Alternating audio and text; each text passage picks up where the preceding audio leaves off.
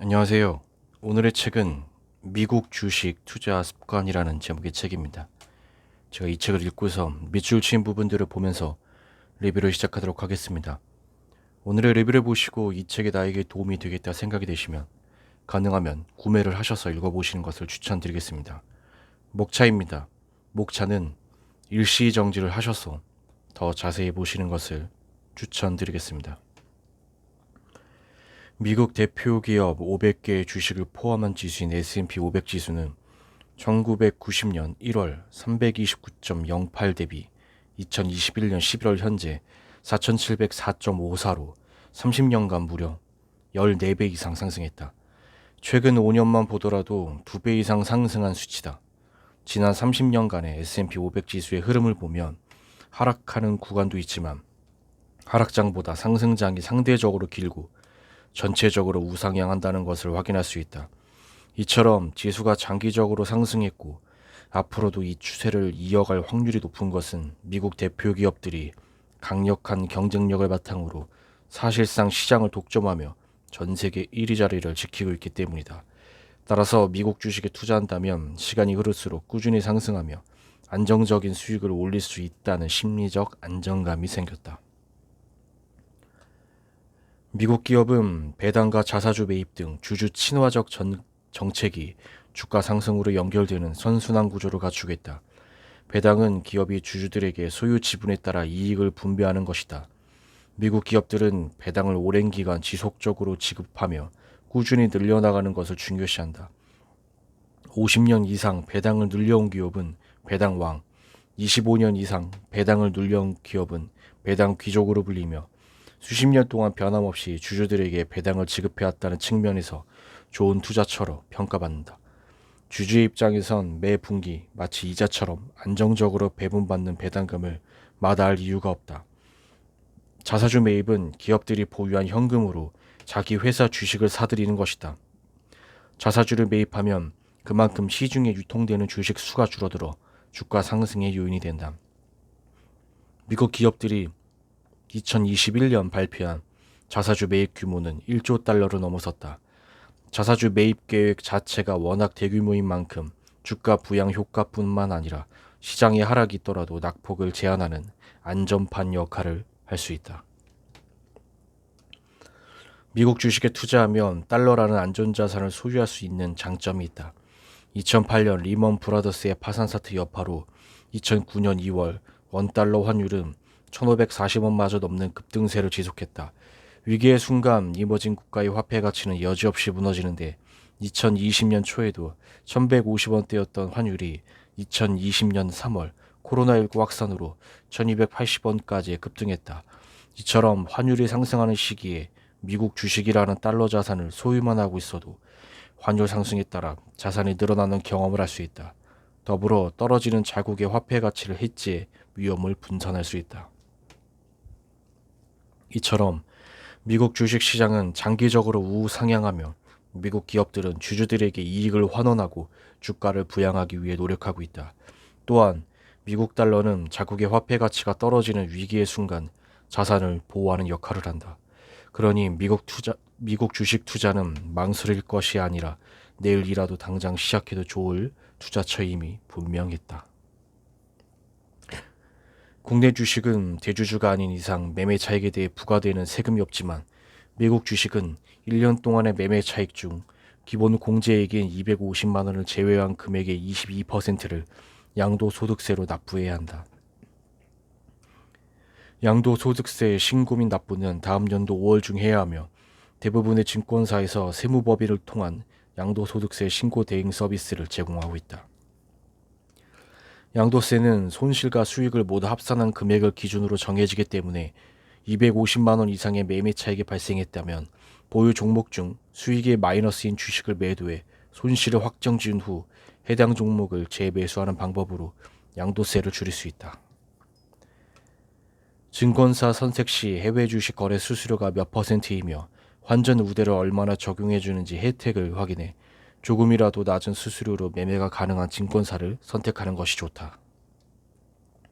시장 전체 지표에 해당하는 미국 3대 지수 S&P 500, 나스닥, 다우와 금리, 유가 변동성 지수를 통해 시장 전반의 흐름을 이해할 수 있다. 3대 지수별 움직임을 반영한 대표 ETF인 SPY, QQQ, DIA를 보면 오늘 시장 상황을 알 수 있다. S&P 500 지수는 기술주의 비중이 가장 크지만 기술주 외에도 소비재, 금융, 헬스케어, 산업재 등이 고루 분포되어 있어 SPY 주가 추이로 시장 전반의 분위기를 알 수 있다. 나스닥은 기술주 비중이 절대적으로 큰 만큼 QQQ 주가를 통해 기술주의 흐름을 파악할 수 있다. 다우지수에는 금융, 산업재, 에너지 등의 비중이 높아 DIA 주가를 확인하면 경기 민감주의 방향을 알 수 있다. 3대 지수와 함께 가장 중요하게 확인하는 것은 금리다. 금리는 시장의 바로미터로 미국 10년물 국채 금리는 글로벌 금융시장에서 기준점 역할을 한다. 일반적으로 금리가 하락하면 유동성이 풍부해지며 시중에 돈이 많이 풀린다. 반대로 금리가 상승하면 유동성이 줄어들면서 위험자산 선호 심리가 위축되고 증시의 조정 압력도 커진다. 따라서 금리는 돈의 흐름과 투자 심리를 예측할 수 있는 중요한 지표다. 지난 5년간 미국 10년물 국채 금리는 1.5에서 2.5% 사이에서 움직였다. 다만 2020년 초부터는 코로나 여파에 따른 유동성 공급 차원으로 금리가 0.5에서 1%의 매우 낮은 수준으로 유지됐다. 이처럼 금리가 내려가면 대출 이자에 대한 부담이 줄어들면서 낮은 이자로 돈을 빌려 주택을 구매하려는 수요가 증가하며 소비가 개선되는 효과가 발생한다. 소비가 증가하면 기업의 생산도 늘어나고 기업은 저금리로 돈을 빌려 사업을 확장하거나 새로운 곳에 투자를 고려하게 된다. 그리고 이는 기업의 매출 증가로 이어진다. 금리의 급격한 상승은 시장의 조정을 가져온다. 금리가 오르면 대출을 받았거나 대출을 해야 할 개인들이 지불해야 할 이자가 상승한다. 이에 따라 가계 부담이 커지면서 개인은 필수품을 제외한 다른 소비를 줄이게 되고 개인의 소비가 매출로 이어지는 기업들은 타격을 받게 된다. 기업도 마찬가지다. 대출을 받은 기업들은 이자 부담이 커지고 이는 기업의 이익에도 영향을 끼친다. 특히 새로운 기술과 제품 개발에 적극적인 투자가 필요한 성장주는 더 큰 영향을 받을 수밖에 없다. 금리 인상과 물가 상승은 자금 조달 비용 증가로 이어지기 때문이다. 하지만 단순히 금리가 상승하면 주식을 매도해야 하고 금리가 하락하면 주식을 매수해야 하는 식으로 해석하는 것은 위험하다. 시장은 금리와 함께 앞으로의 경제 활동을 어떻게 예측하는지에 따라 다르게 반응하기 때문이다. 금리가 상승해도 향후 경기가 살아날 것이라 기대한다면 개인은 소비를 늘리고 기업은 투자를 계속할 것이다. 반면 금리가 하락하더라도 불경기의 본격적인 시장이 예상된다면 개인과 기업의 지출과 투자는 얼어붙을 수밖에 없다. 따라서 각국 정부에서는 이 같은 시장 심리를 위축시키지 않기 위해 경기 부양에 부단히 애를 쓰는 것이다. 유가는 대표 원유 ETF인 USO를 통해 흐름을 이해할 수 있다. 유가 상승 시 USO 또한 상승하며 유가의 상승은 인플레이션 우려를 부추기며 금리 상승의 요인으로 작용한다. 마지막으로 투자자들의 투자 심리를 수치로 나타낸 VIX, 즉 빅스 지수는 주식시장의 변동성이 클 것으로 예상하는 투자자가 많을수록 상승한다. 일명 공포지수라고도 불리며 시장에 큰 하락이 발생했을 시 빅스 지수 또한 상승하는 경향이 있다. 고용보고서의 실업률이 예상보다 높게 나왔거나 실업 수당 청구 건수가 늘어났다면 경기가 어렵다는 신호로 주식시장에는 좋지 못한 소식이다. 또한 소비자 물가지수는 소비자가 구입하는 상품이나 서비스의 가격 변동을 나타내는 지수로 예상보다 높게 나온다면 물가 상승에 따른 금리 인상 압력도 커지게 된다. 경제적 자유는 어떻게 이룰 수 있을까? 돈이 스스로 돈을 벌어다주는 시스템을 구축하면 가능하다. 미국 주식을 시작하면서 받게 된 배당금에서 경제적 자유라는 목표를 실현할 구체적인 방법을 찾게 됐다. 미국 주식으로 매월 배당금을 받는 시스템을 구축해두면 월세처럼 꾸준한 현금 흐름을 만들 수 있다. 주식 투자는 건물처럼 때마다 수리나 리모델링을 할 필요가 없고 임대계약 시 발생할 수 있는 다양한 불안 요소가 없기에 더욱 매력적이었다. 금융소득이 외에 다른 소득이 없다는 전제로 매월 400만 원의 배당금을 실수령하기 위해선 연간 5,650만 원의 배당금을 받아야 한다. 미국 주식마다 배당률은 모두 다르지만 연평균 약 4%의 배당을 받을 수 있도록 포트폴리오를 구성한다면 필요한 순금융자산은 14억 1250만 원이다. 즉 14억 1250만 원의 금융자산이 있으면 배당률 4%의 배당주 보유 시 연간 5650만 원의 배당금이 지급되며 이중 세금을 제외하면 연간 약 4800만 원의 실수령이 가능하다. 따라서 경제적 자유를 위해선 먼저 금융자산 14억 1250만 원 달성이 필요하다. 신문을 보거나 서점에 들려 책을 보게 될 때면 헤드라인이나 제목 등에 새롭게 등장한 용어가 있는지 확인한다. 그리고 생소한 용어가 등장하면 인터넷을 검색해 실제 자주 사용되는지 언제부터 등장한 용어인지 확인해 본다. 새로운 용어에는 그 시대의 트렌드가 그대로 반영되기 때문이다. 처음 OTT 서비스라는 단어가 등장했을 땐 TV가 아닌 PC나 스마트폰으로 드라마를 본다는 것이 어색했고 매월 꼬박꼬박 휴대폰 요금처럼 컨텐츠 이용료를 내야 한다는 것에 거부감이 있었다. 하지만 이제 넷플릭스가 TV 방송국을 위협한다는 말이 있을 만큼 OTT 시장은 커졌고 시청자들의 생활 패턴을 변화시키며 다양한 산업들을 파생시켰다. 사물 인터넷, 5G, 빅데이터 등과 같은 단어들도 마찬가지다. 처음에는 신조어가 낯설고 어색하지만 어느덧 익숙한 개념이 되어 생활 전반에 스며들게 된다. 그리고 우리 삶에 스며들게 되었다는 것은 관련 산업 분야가 성장했음을 의미한다. 경기는 순환 주기에 따라 상승과 침체를 반복하며 보통 회복기, 호황기, 수축기, 불황기에 4단계를 거친다. 먼저 회복기에는 기업들의 생산이 늘고 투자 심리가 향상되면서 산업재와 금융업종의 실적이 좋아진다. 또 경제활동이 개선되면서 자유소비재와 부동산 업종도 업황이 좋아진다. 호황기에는 생산과 소비가 모두 증가하며 IT, 커뮤니케이션 업종이 좋은 실적을 나타낸다. 수축기에는 인플레이션의 영향으로 원자재 가격과 관련된 소재와 에너지 업종의 투자 성과가 좋다. 경기가 둔화되기 시작하는 수축기와 경제활동이 침체되는 불황기에는 경기와 상관없이 일정한 가격 수준을 유지하고 반드시 소비를 해야 하는 업종인 필수 소비재, 유틸리티, 헬스케어 업종의 수익이 좋다. 이런 업종을 경기 방어주라고 한다. 경기 방어주는 경기가 좋은 회복기와 호황기에는 다른 업종에 비해 좋은 수익을 내지 못하지만 경기가 좋지 않을 때에는 상대적으로 주가의 하락폭이 적다. 반대로 경기의 변화에 따라 민감하게 반응하는 업종을 경기 민감주라 하며 산업재, 금융, 자유소비재, 소재 업종 등이 이에 속한다. 경기 순환주기에 따라 어떤 업종의 성과가 높은지 이해하고 있다면 앞으로 다가올 경기 상황에 더 좋은 수익을 낼 수 있는 업종의 비중을 늘리는 전략을 취할 수 있다. 예를 들어 현재 불황기라면 필수 소비재, 유틸리티, 헬스케어 등과 같은 기업을 매수하는 것도 필요하지만 앞으로 다가올 회복기를 대비해 산업재와 자유소비재와 같은 업종에 미리 투자를 해두는 것이다. 글로벌 산업 분류 11개 업종별 특징 및 대표기업 표입니다. 이 표는 일시정지하셔서 더 자세히 참고로 하시면 도움이 되실 것 같습니다. 여기에 해당되는 ETF 티커명도 있습니다.